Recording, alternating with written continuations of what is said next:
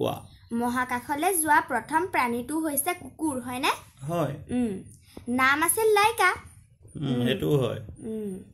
লাইকা মতা আছিল না মাইকী আছিল লাইকা আছিল মাইকী কুকুৰ গম পাইছেনে আৰু লাইকা কাৰো ঘৰৰ পোহনীয়া কুকুৰ নাছিল মস্কোৰ ৰাজপথত ঘূৰি ফুৰা এজনী তেনেই শান্তশিষ্ট কুকুৰ আছিল আৰু খুব শান্ত হোৱাৰ কাৰণে লাইকাক বাছনি কৰা হৈছিল গম পাইছা মানুহে লাইকাৰ নাম দিছিলে কুদ্ৰিকভা ৰুছিয়ান ভাষাত কুদ্ৰিকভা শব্দটোৰ অৰ্থ হ'ল লিটল কাৰ্লি অৰ্থাৎ সৰু কেকুৰা কেকুৰা নোম থকা গম পাইছেনে গম পালা 1957 চনৰ নৱেম্বৰ মাহৰ 3 তাৰিখে স্পুটনিক 2 নামৰ যিখন মহাকাশযান সেই মহাকাশযানখনত প্ৰথম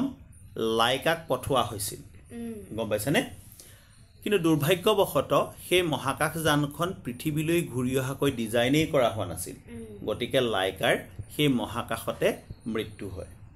গম পাইছেনে এতিয়াও যদিও কুকুৰ তথাপিতো আমি লাইকাক মনত ৰাখিছোঁ কি কাৰণে মহাকাশলৈ যোৱা প্ৰথম জীৱন্ত প্ৰাণী হিচাপে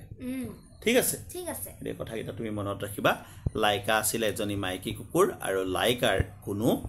মালিক নাছিল মস্কোৰ ৰাজপথত ঘূৰি ফুৰা এজনী কুকুৰ আছিল